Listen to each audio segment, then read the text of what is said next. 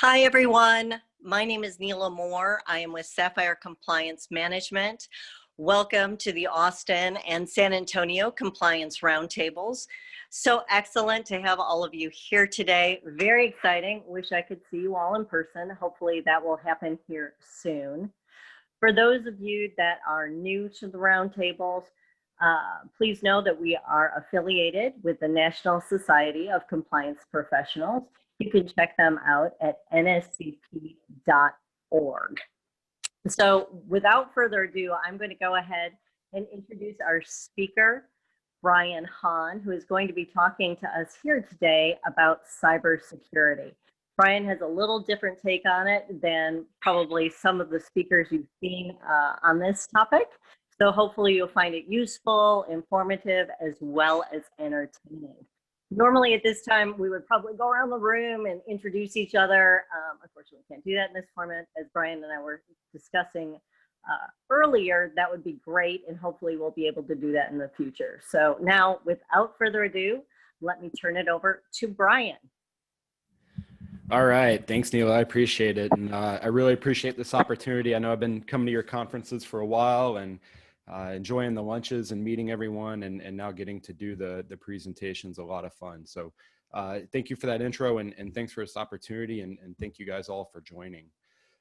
So as Neela said, I like to try to bring a little bit different perspective to this topic instead of just getting up and going through some slides of what the SEC says you should be doing, or the state boards. And show you the back end of it and show you what a hack really looks like. I kind of jokingly call this the hacker's retirement plan, and we'll walk through some real world attacks and talk about them and that sort of thing. So again, appreciate you joining. I do like to start with kind of the disclaimer. I am going to show you, how attacks go down in the real world. I use tools that are open source. You can go and download these yourself. And it's just to say, if you attempt to do these on a network that you're not authorized to do it, you will go to jail. They'll find you. So I feel like there has to be some kind of disclaimer in there. Hopefully none of you are going to go out and do that. So a little bit about me. I've been in financial services my entire career. Kind of started out in the hedge fund world at John Romero's Aptus Capital, where I ran the trade desk and the general IT duties of the firm. Then spent a few years at Ray Dalio's Bridgewater Associates and CS Analytics in the proprietary research department. Then I moved to an SEC registered RIA here in San Antonio, where I'm located. And that was where I actually first met Neela. She did some work for us in the RIA space. I was a director of operations and the chief compliance officer for that firm. Basically came in, did complete IT overhaul, and that was when I really kind of fell in love with RIA operations and everything that goes with that. And then I broke off and started MTradecraft. Altogether been consulting for about 10 years now, and I only work on the wealth management industry. So support a little over 180 firms right now. I've done over 150 different penetration tests on these firms, and I'm going to guess like 90% of my clients are RIAs, the rest are hedge funds and some family offices. So I'm definitely a financial operations geek. I'm a big privacy enthusiast, so I think you'll see that kind of come out in the talk today. I'm also a fintech skeptic. I think that the way we're sitting in this industry, we've gotten to a spot where fintech has been focusing on convenience and ease of use. And unfortunately, when you focus on convenience and ease of use, cybersecurity kind of falls to the wayside. So I'm definitely a fintech skeptic, and like a lot of you guys, I have the Series 65 too. So, and just to be clear, I don't have anything to sell. I don't provide ongoing IT services or anything like that. So if you hear me knock a company, it's not because I'm trying to pitch my services. I don't sell that. I only do the penetration testing. So I think you'll see that come out a little bit too. So just to give you a flow of what we're going to talk about, one of the biggest problems all of you guys have is that the SEC has already doxed you. And if you don't know what dox means, it's a hacker term for where information about you, private and sensitive information, has been publicized, and it's easy for anyone to go out and find. And just because you're registered and you filled out that form ADV, you are already presenting a huge amount of information for a hacker to go in and plan his attack. So I'm going to demonstrate, some of that to you and how that information is out there. We're going to talk about what does it actually mean to get hacked and look at some real world attacks. And then I'll show you the backside of it and demo how these attacks happen. And then we'll finish up talking about just some simple defenses that you can do and the compliance documentation, which I know Neil is a big help on. And then, of course, a Q&A. So I think some of the biggest takeaways from this talk that I think a lot of people realize is that hacking is very easy. It's not like Hollywood where, someone's sitting there and coding into a black terminal, for days on end. And it's much simpler than that. Hacking really hurts. As a firm, you can kind of think about hacking in two different buckets. One is where personally identifiable information gets stolen. And if the hacker's halfway decent, you're not even going to know it happened. You're never going to realize that they were in your network. And the other one is where money goes missing. And that's when you are going to realize it. And that's what really hurts. I think, data kind of shows that most firms don't recover from that. And so that's what we're going to focus on mostly today. And I think, the other thing is cybersecurity is not that hard. There are a few basic things that you can do that are free, but you have to do them. You don't need ongoing cybersecurity monitoring services. You don't need to be paying an IT firm, $250 a month to watch this for you. There's really some very simple things that you can do that will prevent 99% of all attacks. So we'll talk about that a little bit here later on. So as a firm, when you start thinking about your cybersecurity and where your risks are, right? This is what the SEC always talks about in their OC releases, is doing a risk assessment. Over here on the right, I've outlined kind of 7 different attackers that you would have to look at. It used to be government-sponsored hackers were not that big of a problem. I'm going to show you why that's now a problem, not only with North Korea, but with a lot of leaks that have already come out. Organized crime is going to be a big one. We're going to look at some organized crime and how they infiltrated some firms today.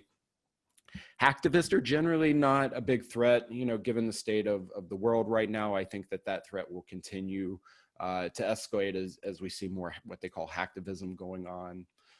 Insider threats are going to be a big one, and not only from malicious employees, but employees who accidentally make a mistake and leak information. And there's opportunistic hackers that might not be specifically targeting your firm, but because you've made some mistakes, you now have presented an easy target. So we'll look at that as well. In the hacking in the cybersecurity world, there's also someone known as a script kiddie. And these are individuals that just go and they download these malicious tools, some of which I'll show you today, and go after firms that way. I've actually had a client that had that. Unfortunately, they had some losses in an account. This kid's mother had lost some money in the account, so the kid went through and started hacking the advisor as retaliation. And then internal user error, again, that just kind of comes back to insider threats, where employees sometimes make mistakes. So I always like to show this screen, kind of getting back to the government-sponsored hackers. I guarantee you, and I promise you, and you can see it when you look at the code, the NSA has access to every one of your devices. It's built in, whether you're running Intel chips or you're running, Qualcomm processors or modems. There's backdoors built into it. And that used to not be a problem because the NSA, and the CIA kept those pretty tightly held.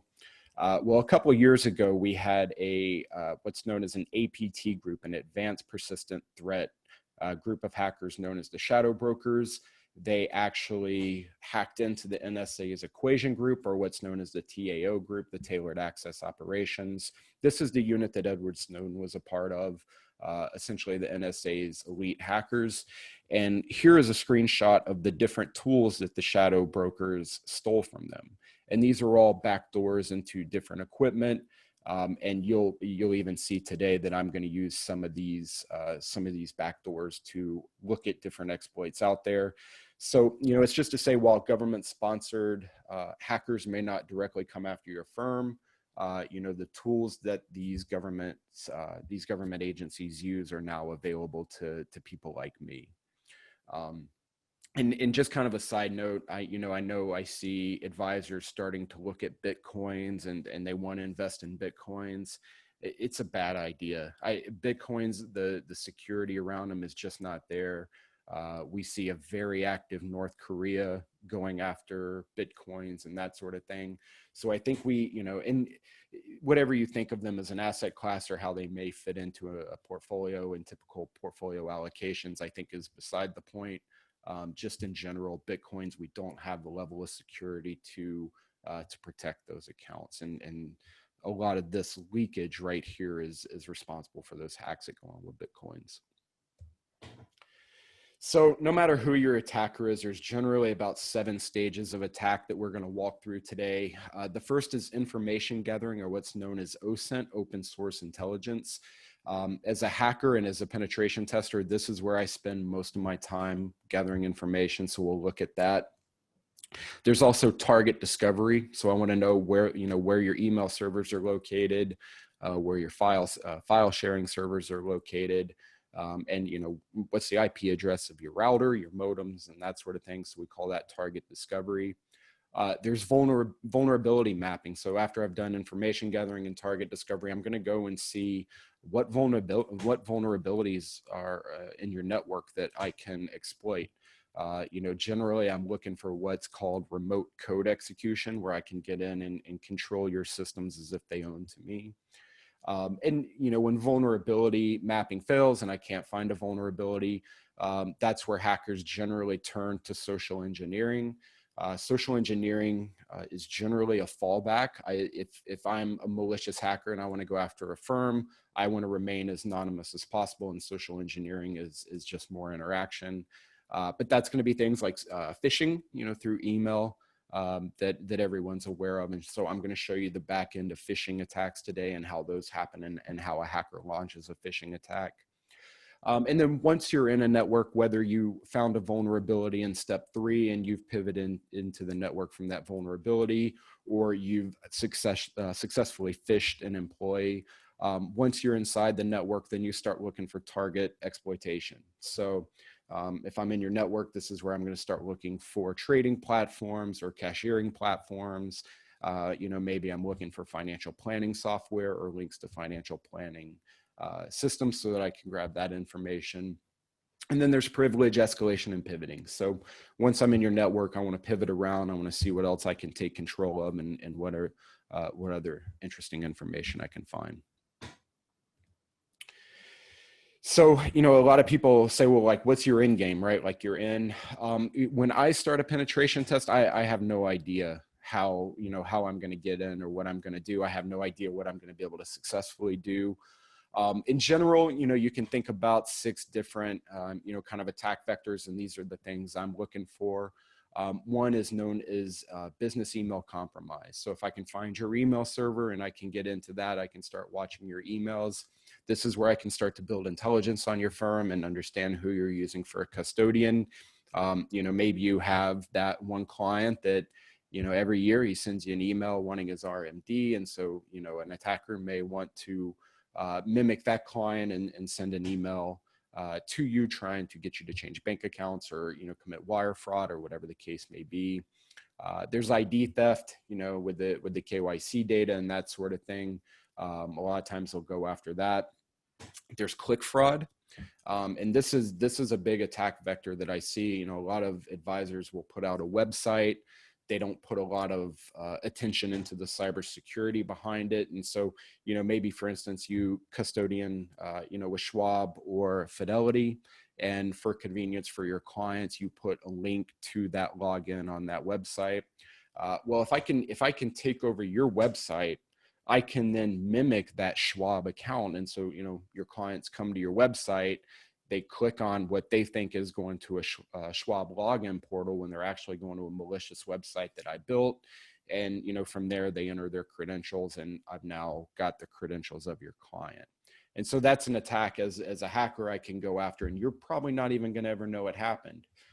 Maybe John Smith, your client, all of a sudden has money missing, and he really doesn't know that originated from you, even though click fraud played a part in that. Credit card data, I don't know, a lot of you probably don't collect credit card data. I know some of the financial planners out there do take credit card payments, and a lot of them aren't running the PCI kind of standards for their cybersecurity. So it's always possible to get credit card data. Ransomware, I think it was about mid-April or so, we started seeing warnings from the SEC about ransomware. These attacks are coming up, and so I'm going to show you an example of ransomware a little bit later on. And then of course, there's just stealing money, and we'll talk about those kind of attacks today. So before we dive in, I like to show this slide. And this is, as a penetration tester, this is the type of information I'm looking to gather. So if you think about your intranet, back when we were all in an office, you might have had different employees using different workstations. You might have had a print server, an FTP server, an application server. Most of this sits behind a switch or some kind of network router. And then hopefully in front of that network router, you have a firewall and some IDS, which is intrusion detection system, or IPS, intrusion prevention system, that sits at the forefront of it. Those would then connect through an internet. Maybe you have a remote office, which is going on a lot right now with employees working from home, where you have workstations. And you may have a DMZ zone where you're running your email servers, your websites, and that sort of thing. And hopefully there's some protection there around that. So everywhere you see a little flag here as a penetration tester, these are the things that I'm going to be probing and looking to find an exploit and take advantage of that machine. So when I do a penetration test, I start on the outside. I'm trying to pivot through your routers and your firewall. If you have employees at home, I'm trying to get through their routers, and we'll talk a little bit more about that later. If I can't get in, through these systems, that's when I'm going to go to social engineering, like I mentioned before. And that's where I'm going to try to get in through an employee in your office, and then I can pivot from his computer on into the rest of your network. And from that point, I can launch what we call an internal penetration test, where I'm trying to get in. So I just like to show that map so people can kind of have an understanding of what systems we're talking about and what systems that I'm trying to take advantage of. And again, when I go into these tests, I have no idea what systems I'm actually going to be able to get into. Excuse me. I can tell you things like application servers, and a lot of people still have servers up and running inside their office that sometimes just don't get patched and don't get updated. And so that's a pretty big attack vector for me.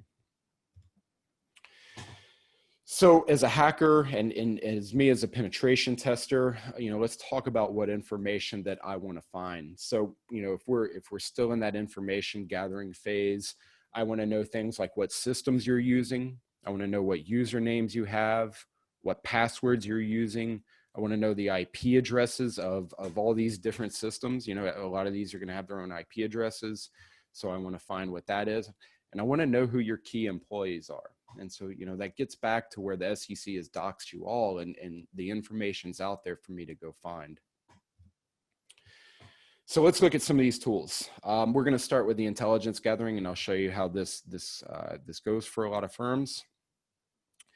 The first thing is a penetration tester that I go to is a website called Predictive Ops. Operational intelligence for the alternative investment industry. This is like Google of investment advisors. And so I'm going to pick on several different firms through this. For instance, let's just type in Triad. Let me pull up Triad right here. And basically what Predictive Ops does is they take all the information on the form ADV, and then they go out and they reconcile that with other public information that's out there in order to build a picture about your firm. And this is meant for marketers and people like that are going to come and try to market to you. Unfortunately, it also falls in the hands of hackers and penetration testers. And so you can see if we're looking at Triad here, now I know where their headquarters are located.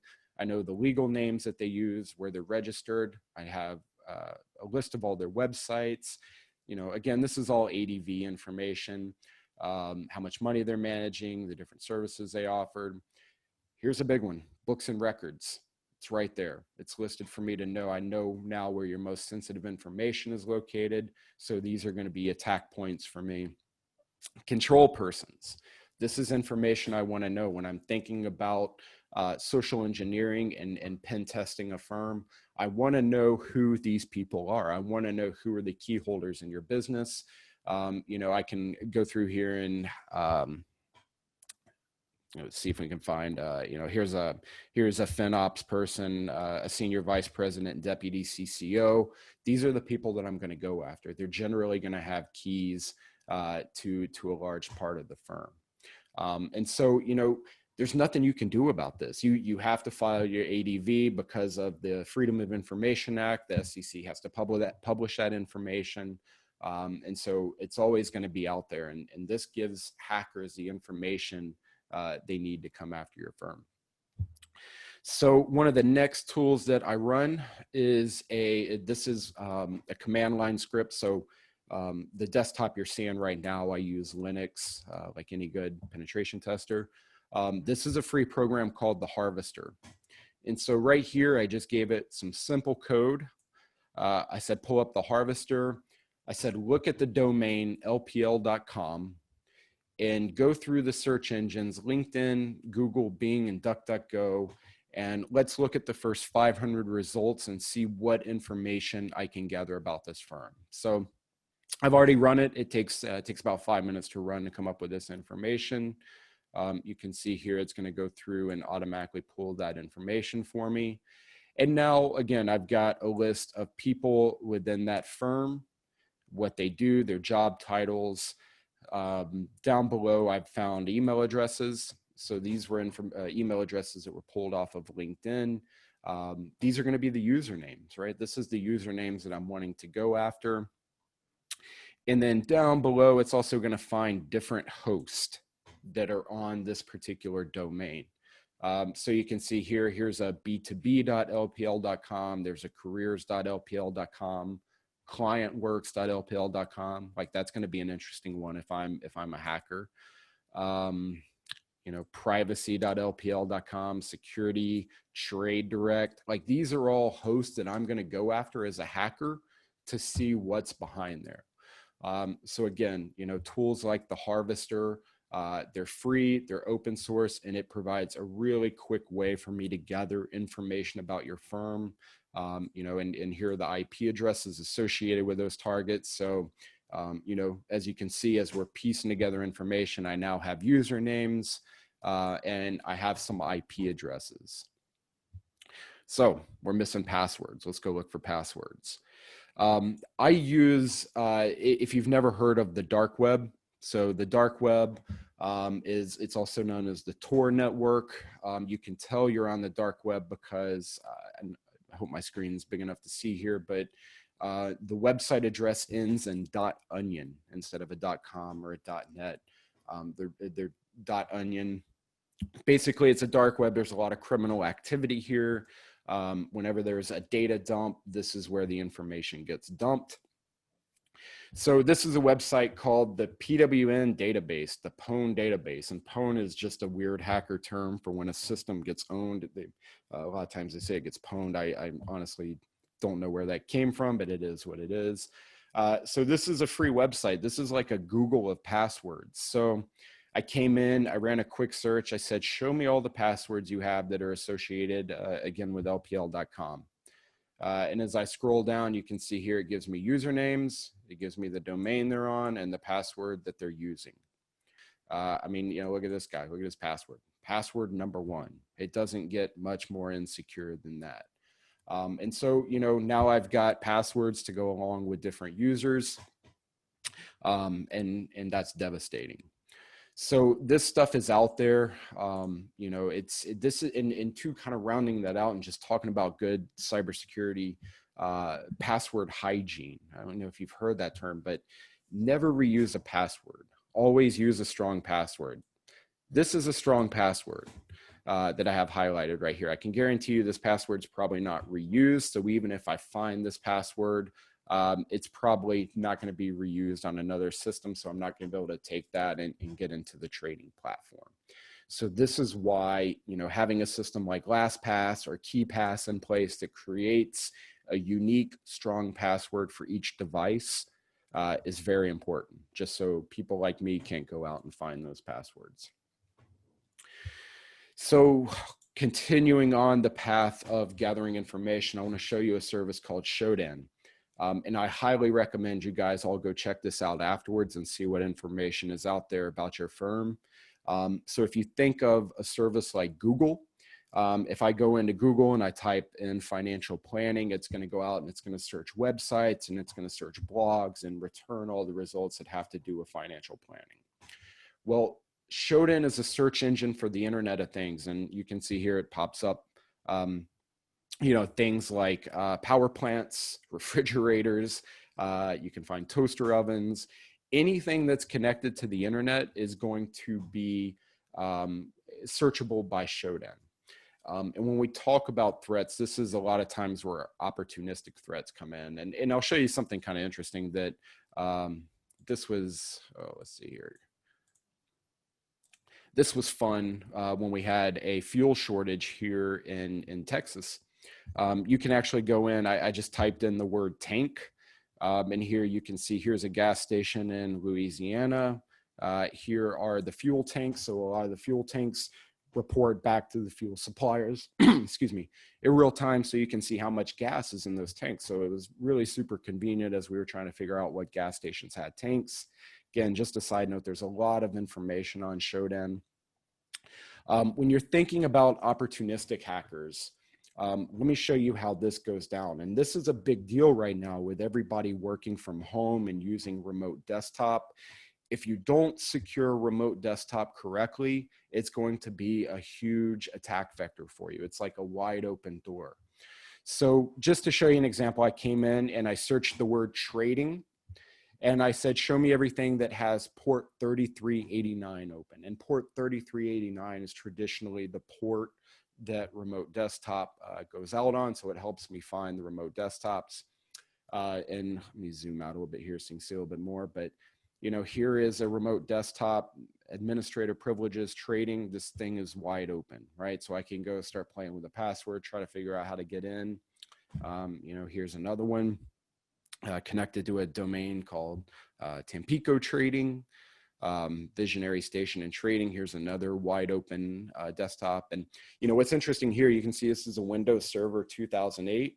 I guarantee you this is a server in someone's office that they just haven't thought about going through and updating. So they've got this remote desktop connection that's wide open. Goes on and on, BB-trading. So you can search a whole bunch of information.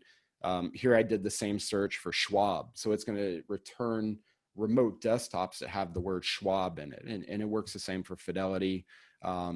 Looks like in this case, the lady's name is Anna Schwab. So here's her desktop. Here's a Schwab login.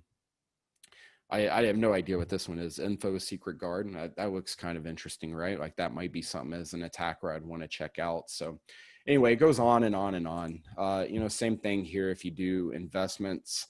Looks like this one's Capital Choice Financial Services. They haven't done a good job of protecting their desktop. Walker Investments. So these are wide open remote desktops that people have set up. And it's super easy for me or for a malicious attacker to go and take advantage of this and take control of that remote desktop. And when I have control of your remote desktop, that's it. I mean, that's game over. Anything that you can do on your computer, I can do as well.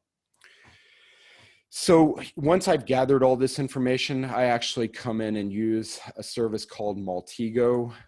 This is Maltego. And the reason I'm going to show this to you is because this is super helpful, not only from, understanding your cybersecurity flows, but also for your compliance work. So when the SEC says things like, hey, we want to see maps of where all your sensitive data is traveling, Maltego makes it very easy to build that map.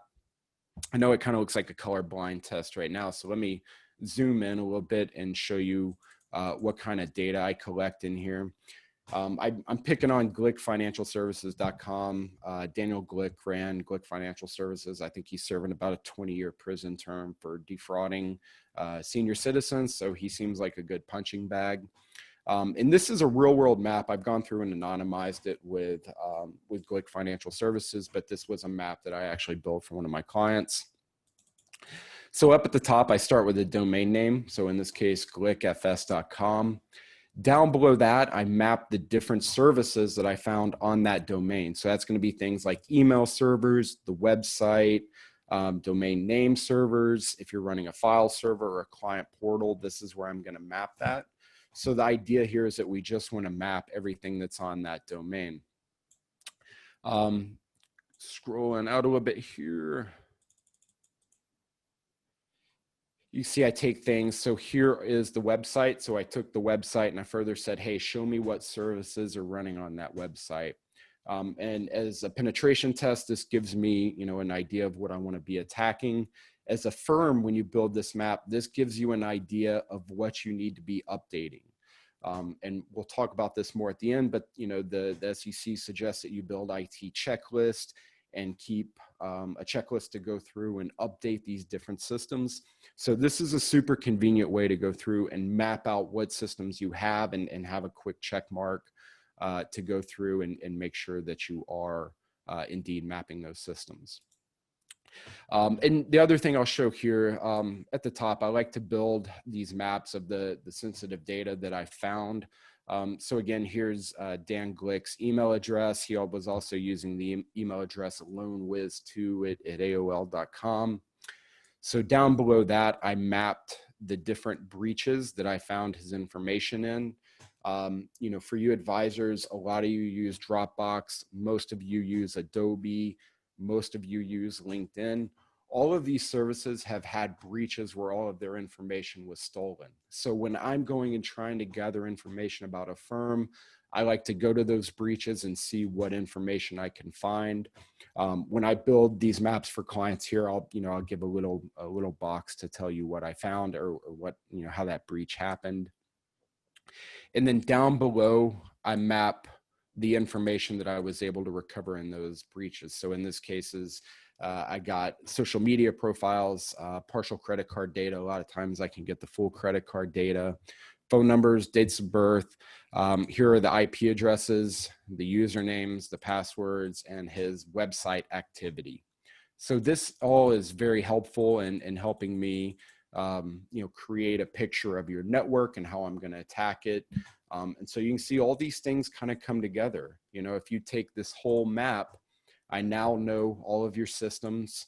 I've shown you how I found some usernames and I've got some passwords. So I'm going to go just start banging on these systems and trying to see if I can get in with the information that I found.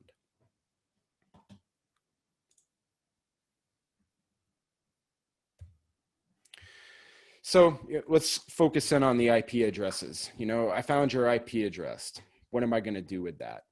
This is a big deal. And one of the things that I talk about, or if you've seen any of my other presentations, is if you signed up for internet service with your internet service provider, your ISP, chances are they sent you a modem.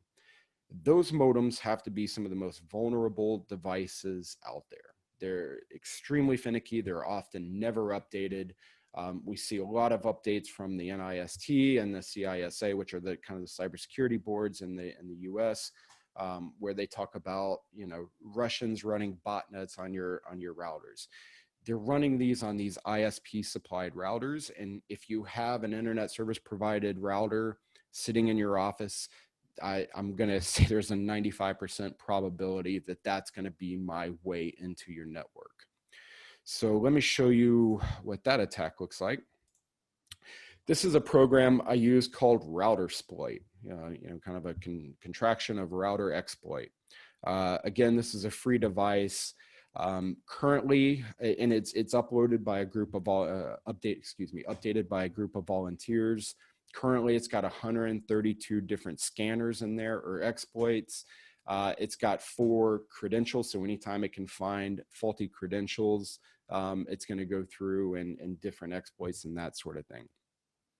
So it takes a few minutes to run. So I went ahead and did it before our presentation today. So I have a fake network set up here in my house where I have a couple different vulnerable devices on it, just so I can use it for hacking purposes.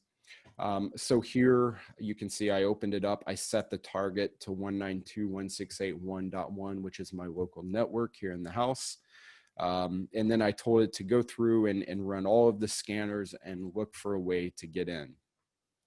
So each line here is where it tested my particular router for a different exploit.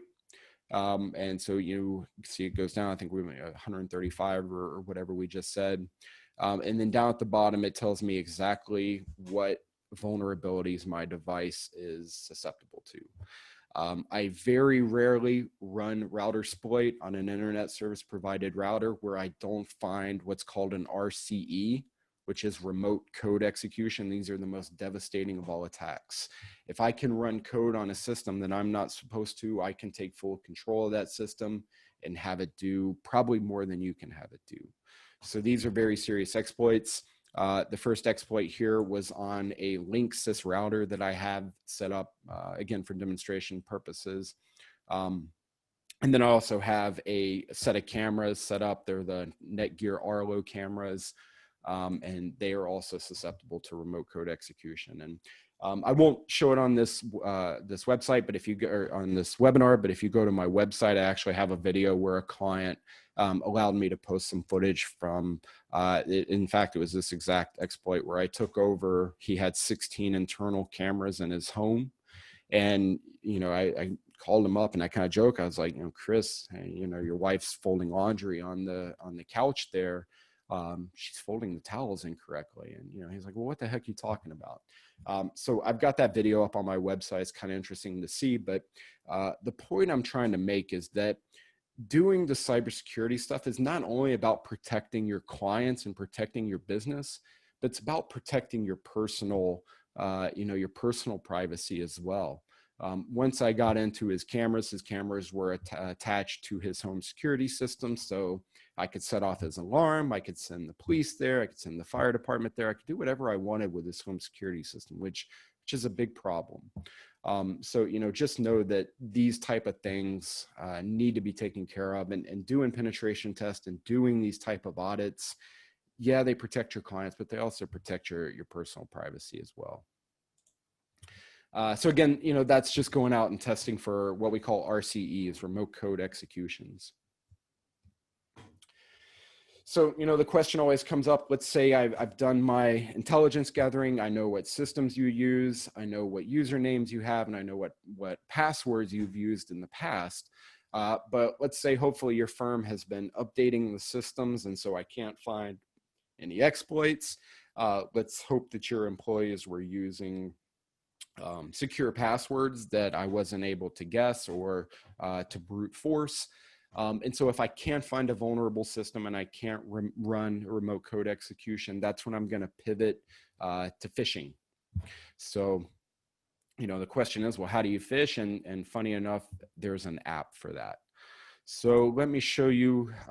This is what's known as the SE Toolkit, the Social Engineering Toolkit. Apologies here. Let me get this launched. And you launch it just like this. It's a command line execution, just like you're seeing here. Gives me a couple different options for what I want to do. For this particular demo, we're going to run a social engineering attack. So I'm going to select option 1. I'm going to conduct a spear phishing attack. And as you can see here, there's a couple other, you know, different attack vectors. So a website attack vector is going to be things like I was talking about earlier, where we do, you know, maybe I take over the Schwab link on your account and direct your clients to a malicious website where they're going to enter their passwords. This is a toolkit. This is a free toolkit, and it makes this extremely easy to do. I mean, you can watch a 30-minute YouTube video and be an expert in this software. Again, it's not like Hollywood. There's not a lot of coding. This is a lot of point and click type stuff, which makes it a little bit more scary. But anyway, let's select a spear phishing attack. It tells us a little bit about the module. It says it allows us to specially craft an email message and send them to a large or small number of people with a malicious file format, and have them open that format. So if you can see here, if I select the different formats, there is a Microsoft Word attack. I know a lot of you guys use Microsoft Word. It's very important that you keep Microsoft and 365 or Microsoft 365, I think they're calling it now. Make sure you're always hitting that update button, because if you're not, my software is updating and I'm going to find the latest exploits. Adobe PDF. How many of us don't use Adobe PDF? And to me, Adobe PDF is often pitched and talk about one of those things as being a secure source for passing documents. And I'm not saying don't use Adobe PDF. I'm just saying be very mindful of it. It's very easy for me to take an Adobe PDF and embed, some kind of malicious file into it, so that when you open it, it's going to start running on your computer. So this is a social engineering toolkit. Here, if I select, let's go ahead and select the PDF. I'm going to say use my own PDF. So in this kind of instance, I may have a PDF already ready. Maybe I've gotten a Fidelity, a 401k statement, and I'm going to embed some, some code in that, so that when you open it, it starts running on your thing. And I'm going to talk a little bit more about that in a second. So I want to talk about some of the real world attacks. And I think that, we talk about spear phishing, and a lot of the training and the talk that we see focuses around what I call the Nigerian prince, right? Everyone knows there's no Nigerian prince trying to export gold or hide money. And so we've become accustomed to looking to these kind of attacks. But what we don't, and what we're not talking to our employees about, is how these attacks happen in the real world. And they're brutal. So if you're not familiar with Ashley Madison, it was a website that promoted adultery amongst married couples. It was like a dating site for married people. They suffered a catastrophic data breach. So everyone who had signed up for Ashley Madison, now all of their information is public in the different breaches. So I've seen this attack several times. What happens is hackers go into that database, they search it for emails or usernames that contain words like advisor or hedge or wealth or financial or whatever. They then have a quick target list of people they know are going to be connected to financial services or the finance industry, and have the potential to manipulate money. So, they go through the full breach, they make a short list, they're going to start doing their open source intelligence to try to find the passwords that you've been using. And ultimately, they're going to launch a blackmail attack. They may send you a PDF that says, hey, John, I caught you on the Ashley Madison website. I also found your Facebook page. I know who your wife is. I'm going to send her this PDF of all your information and let her know that you've been on the Ashley Madison website. That instills fear. And when the attackers go for fear, a lot of times that employee is not going to speak up to their CITO or their CCO and say, hey, I've got a problem. I'm being spearphished or I'm being blackmailed. They generally keep that in. And as a firm, that's a pretty quick way for somebody to get in using blackmail. And unfortunately, it happens. I think I've seen about 3 different cases just in my clients where something like this has happened. So let's call that retirement path 1, right? Once you click on that PDF or that link that they sent you, they're in your network and they're going to pivot through. Always think it's funny when you look at that. So this is a screenshot from the homepage of Ashley Madison, and they have all these trusted security awards and SSL secure site. It was nonsense. It was wide open for hackers to walk right into. So retirement path 2, I call this the spear phishing retirement plan. This kind of gets back to that PDF. So you going through, you can find things.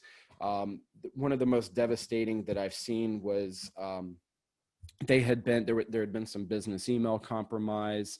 They were watching what was going on within the firm. They found that the admin had access to the trading platform. They had also found that admin's Facebook page.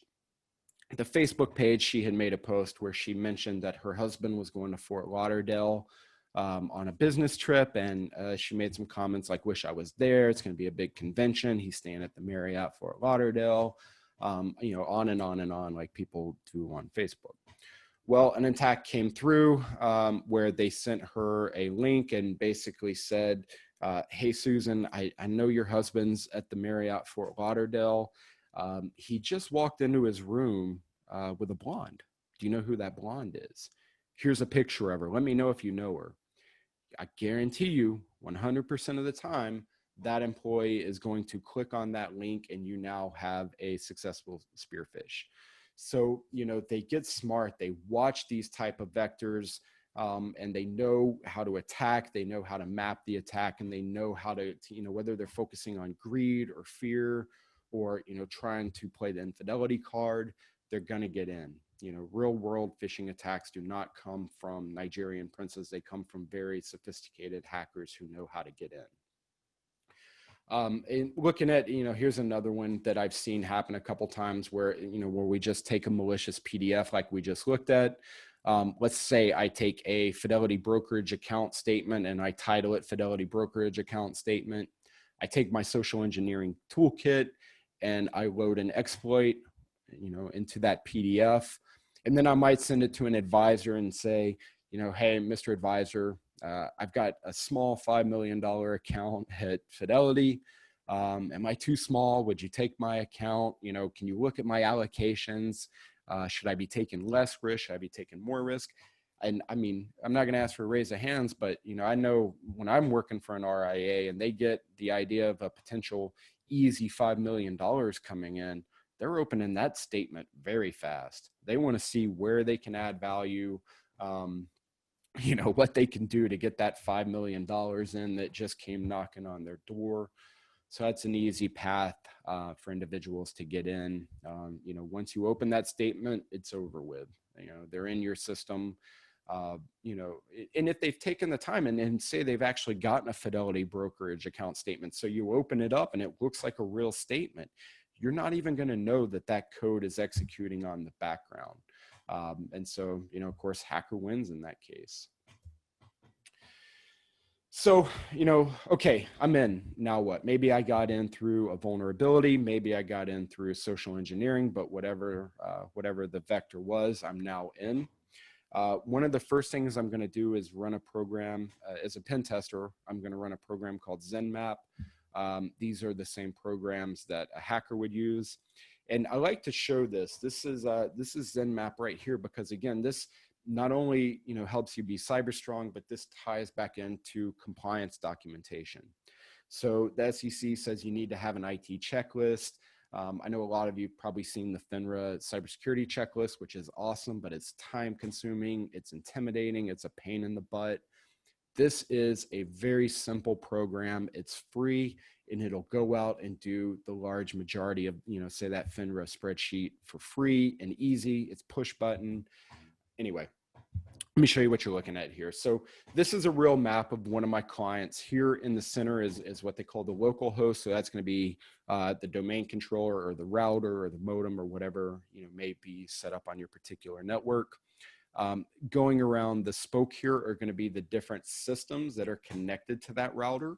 So that's going to be things like printers, your laptop, your iPhone, your conferencing system, your VoIP phones, whatever's making an internet connection here. ZenMap's going to go build a map of that. So as a hacker, you know, I'm looking at this. If I come up to the tab here and I click on ports and host, it's going to tell me what's running on that. Or actually, I should show you here. If I click on host details, it's going to tell me what that system is. So here it's saying this is an HP printer. If I click on ports and host, it's going to tell me what ports are open and what services are running on that port. And I won't get into too much detail, but as a hacker, these are the things that I'm going to be looking at to see what I can take advantage of. So, you know, it's great to kind of know what systems you have and what ports might be open, but the other very convenient thing is it's going to capture stuff like serial numbers. So when the SEC talks about making an IT checklist, again, this, you know, or an asset inventory, this is just going to go through and quickly do that for you. Once this program's set up, say you have to let an employee go, or business is good and you're hiring an employee, or you just bought new computers, it's so simple to come up here, click scan, you let it run for about 5 hours, and it goes and builds an entirely new map. You can even kind of compare the results. So if you do a new scan, you can compare it to your old scan and see what systems are, what new systems are on, or did any ports and hosts might be coming up. Did you have an employee open remote desktop connection when they weren't supposed to? This is going to go out and track it. So I get a little long-winded on this because I do get a little bit of excitement about this program. It really makes it easy for you guys. You can spend a little bit of time just learning this software and going through and building these maps, and it'll help you on so many different fronts, not only the cybersecurity front, but also the compliance front. So again, it's called ZenMap. I highly recommend you guys check it out. So is ZenMap. The other thing I'm going to do, I use a program called Nessus. Nessus is a vulnerability scanner. I'm not saying that Nessus is the best. I've just had the most success with it. If you have less than, I think, maybe it's 10 IPs on your network, you can actually get a free version of Nessus that will go out and test for all these different vulnerabilities that might be on your network. So if I'm a malicious hacker and I got in, through some remote code execution or phishing, my next step is I'm going to run a vulnerability scanner. And I've got a bunch of different modules here. Here's one that runs for the shadow brokers. So kind of jumping back to the beginning of our talk, the shadow brokers were the ones that stole all the tools from the NSA. So this is a quick way to test if you're susceptible to any one of those vulnerabilities. Spectra and Meltdown, which are some remote code executions. Ransomware, it's going to test for all that. I've had great success with Nessus. I think it's a fantastic program. And so, if you're not doing these scans yourself, have someone do them. This is the type of work I do for my clients. Or you can do it internally there, but you have to be doing this type of work to understand, what vulnerabilities might be on your network. In tying this back to compliance, when we read like these OC releases, they say, oh, do vulnerability scans. But a lot of people look at that, and a lot of advisors look at that, and they have no idea what that means. This is what that means. Nessus gives you a simple way to do that. There's also some others, one called OpenVast, which I've used, which is really good. So there are a couple different flavors out there, but bottom line, you have to be running vulnerability scans on your network at least once a year. If you have custody other than for billing, I recommend that you do it even more frequently than that. If you're running Bitcoins, you need to be doing this stuff daily, right? So this is a quick way to go through and look for vulnerabilities that might be on your network.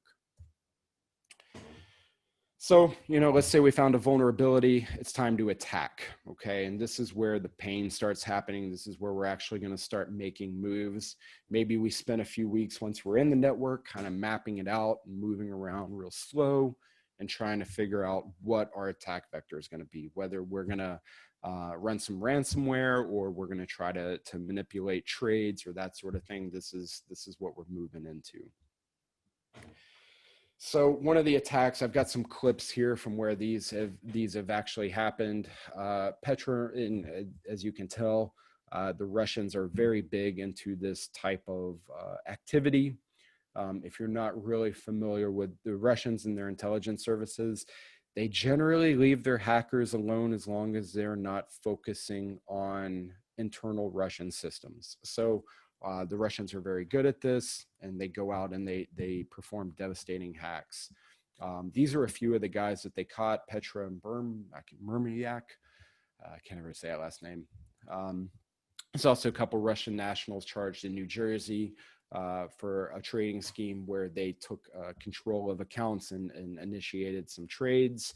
And then right now there's the SEC versus Iraminko, which this is an interesting case to follow up on because this screenshot here was actually from the SEC that showed some Russian traders and Ukrainian traders and how much they profited from these malicious attacks. And when you look at the fallout, I feel like Victoria was let go. I don't believe they charged her.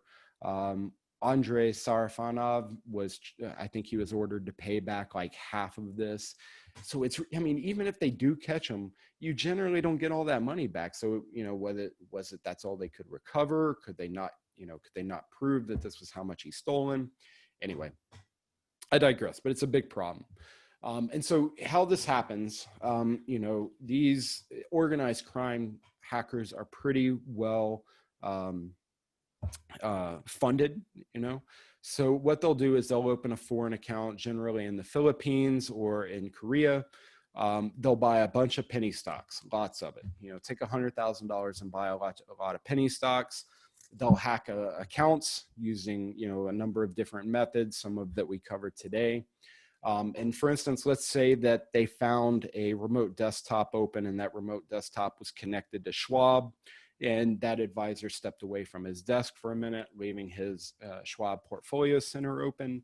Well, that hacker can then take that Schwab portfolio system and start, you know, whether there's cash available or they're selling other securities and making trades to generate cash, they start buying that penny stock and driving up the price. And while they're driving up the price, that hacker has set sell limit orders on the way up, you know, so maybe they're dumping 1,000 once it gets to 5 cents, maybe they're dumping another 10,000 when it gets to 20 cents. That's a 20% return on your money, right? I mean, sorry, a 2,000% return on your money. And it just, the price drives up, especially when you're looking at penny stocks and a lot of money coming in. Once you have that, you know, it's in a foreign account. Most of these guys generally head to the Filipino casinos and launder the money that way. Fraudulent trades are, you know, it's not like stealing money. It's not like wire fraud. You almost have money laundering and wire fraud in one, and it's really hard to recover from those type of attacks. Ransomware is another one, you know, so let's say I get into your network and I find that you guys are doing a good job and you've locked down Portfolio Center and there's no way for me to make malicious trades. Well, I may just go right to ransomware. As you can see, you know, this is the WannaCry ransomware screen that would pop up if your network was infected.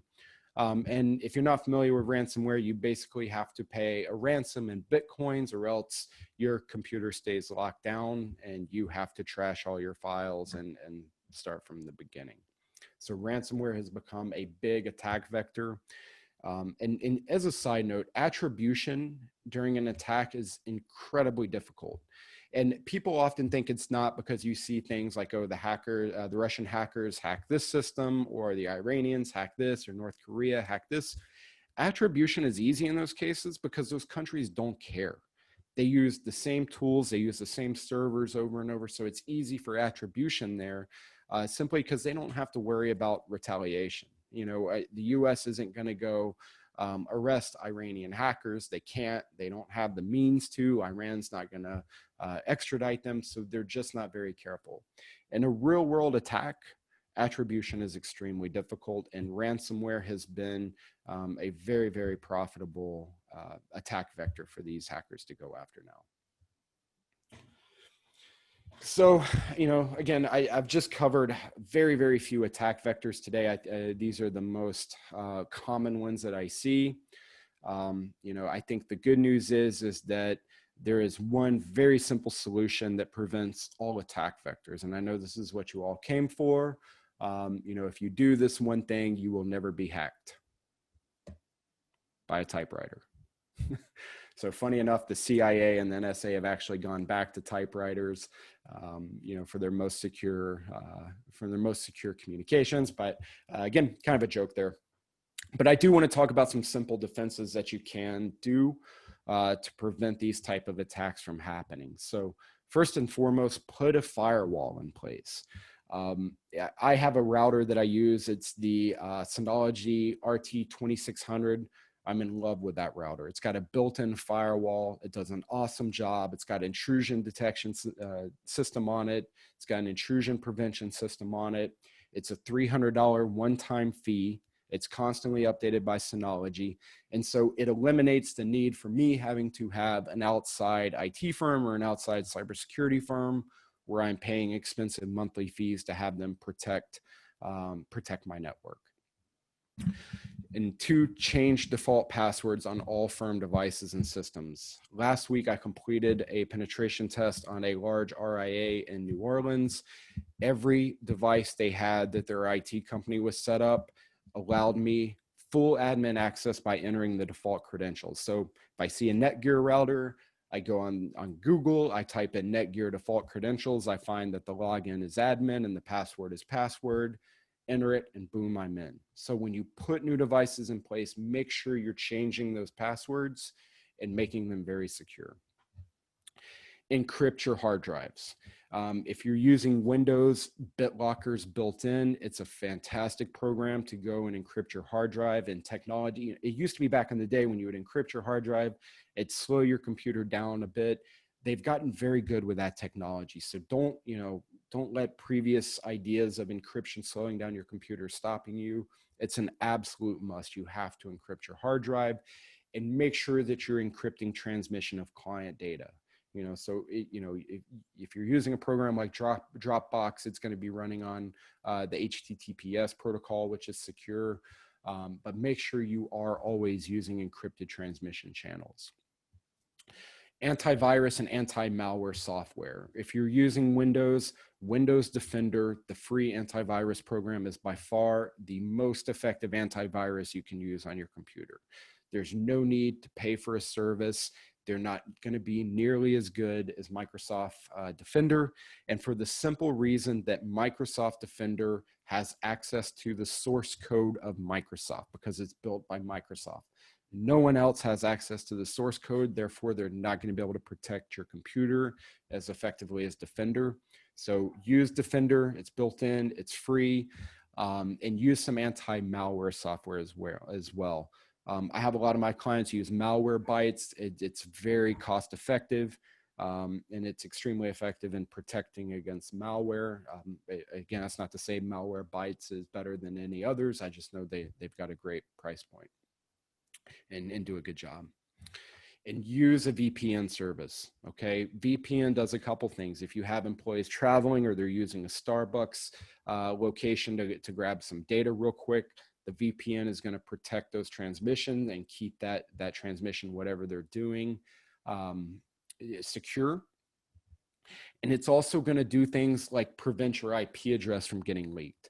So, if you take, I like going to the LinkedIn breach because most people at some point have accessed LinkedIn from their office. So LinkedIn has captured that office IP address, and that gives me the IP address to go and start attacking your office. If you're using a VPN at all times, the IP address that LinkedIn is going to capture is going to be that VPN IP address. And so it's going to keep you protected. VPN services are incredibly affordable right now. If they're not built into your network equipment already, there are some third-party services out there that you can use them for, literally a couple dollars a month. There's quite a few out there that all work very well. So restrict access to sensitive data.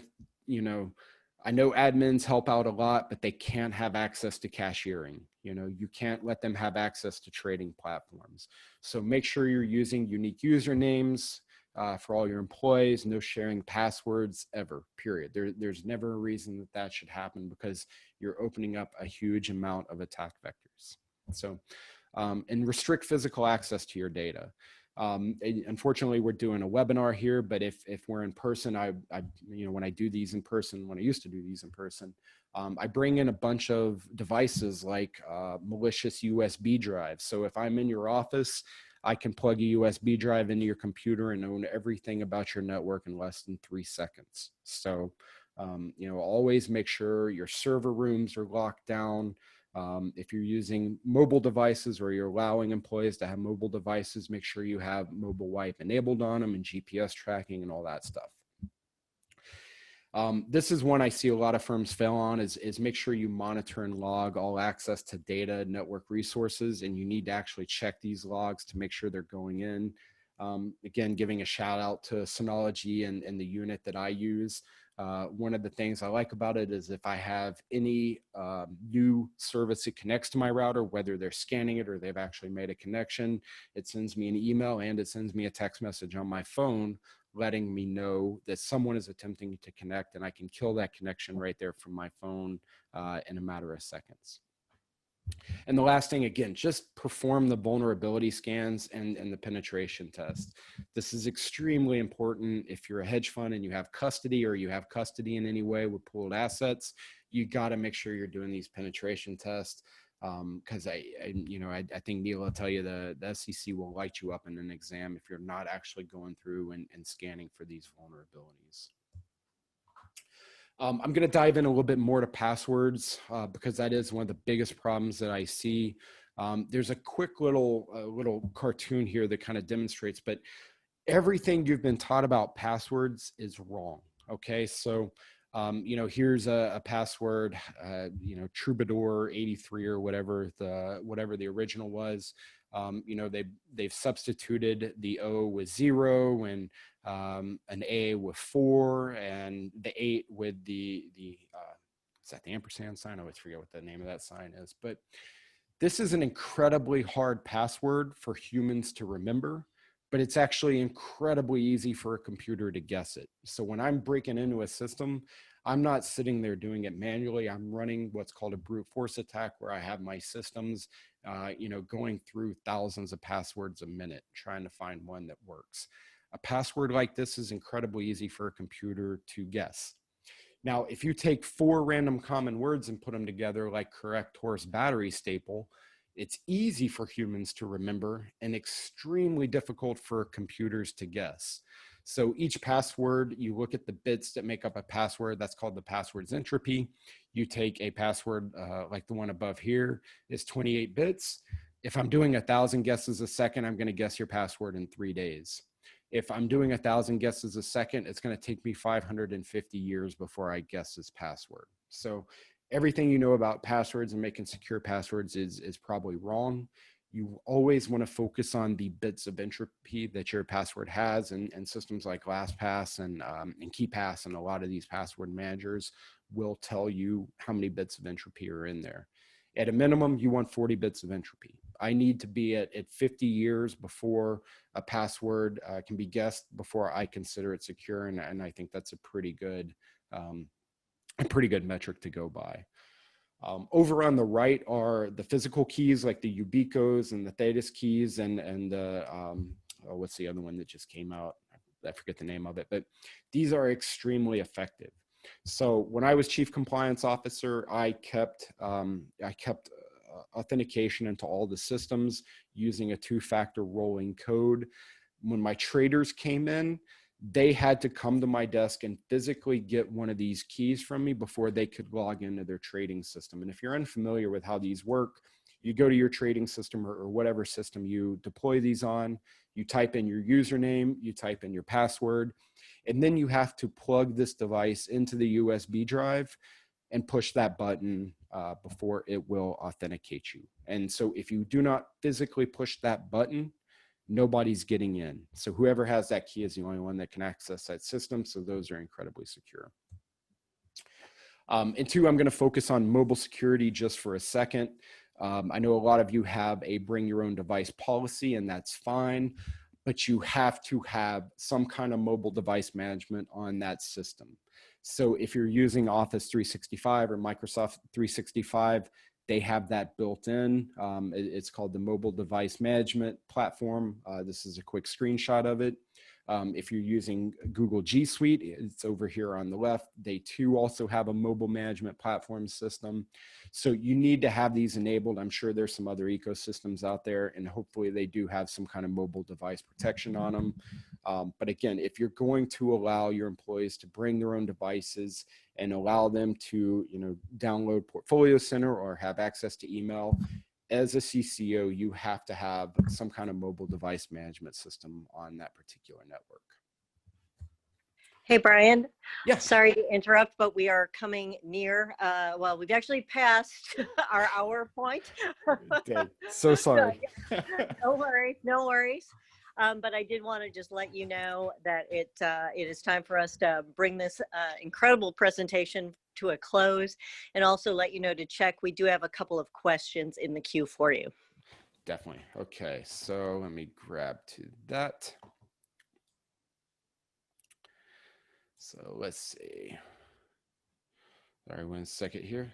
And apologies about that running over, guys. I know that I get a little long-winded on that, so I do apologize. So one of the first questions is, how would someone obtain an IP address? So that can happen in a number of ways. If you're not using a VPN and say you access LinkedIn, and then LinkedIn has a breach, that IP address can be leaked that way.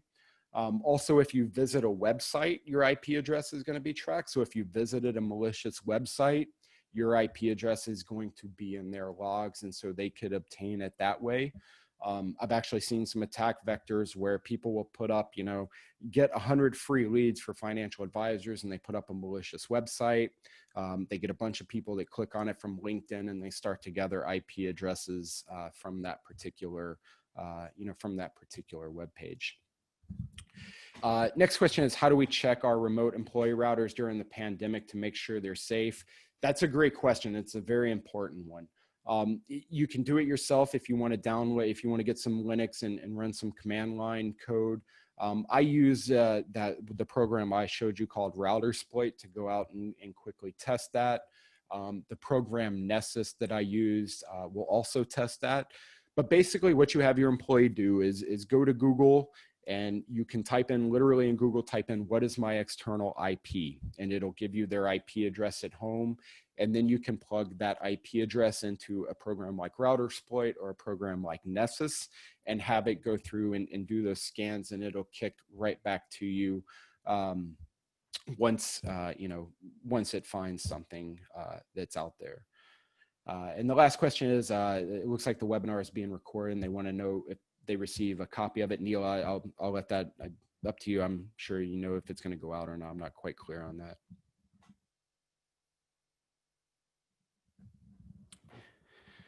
But that looks like all the questions that we have in there right now. Again, sorry guys that I got so long-winded on that. I tend to dive in, so I hope I didn't keep any of you for too long there. I do apologize for that. No worries. We do have one more question. Let's see. What are firms doing wrong when trying to secure a remote desktop? What is the right way to secure a remote desktop? Great question. So the most simple thing is always make sure you're hitting that update button whenever Windows has an update come through. So Microsoft is going to stay on top of that a lot of times. There may be some stuff that goes on. So I'll say it's two things. One, make sure you're using a secure password on there, a very secure password. If you can put some two-factor authentication in place, that's also extremely helpful. Two-factor authentication solves a ton of problems. I tell my clients never use something that doesn't have two-factor authentication, so that's a big deal. So two things: make sure you're having strong passwords, and make sure you always hit that update button. Probably 90% of the times when I manipulate a remote desktop, it's because I have found that remote desktop is on a server, and that server, there's not always someone logging into that server and checking for updates. And so remote desktop's a huge attack vector. There's always new vulnerabilities coming out, or what we call 0 days. And so, whenever Microsoft catches wind of it, they push out an update, which is why you get so many updates from Microsoft. But that's it. Make sure you keep it updated, and make sure you have secure passwords on those protocols. Well, thank you so much, Brian, for your presentation today. I think it was illuminating. Some might even say scary. I get that. I'm sure there will be quite a bit of follow-up on this, but again, thank you, Brian, and thank you to all of the participants for attending today. There will be a follow-up email with either the PowerPoint, or the recording. Brian and I will talk about that. And it will also have Brian's contact information if you would like to follow up with him. So anyway, I hope all of you have a wonderful rest of your day, and we will keep you posted on the next San Antonio and Austin Compliance Roundtable. Take care, guys. Stay safe and healthy. Bye-bye.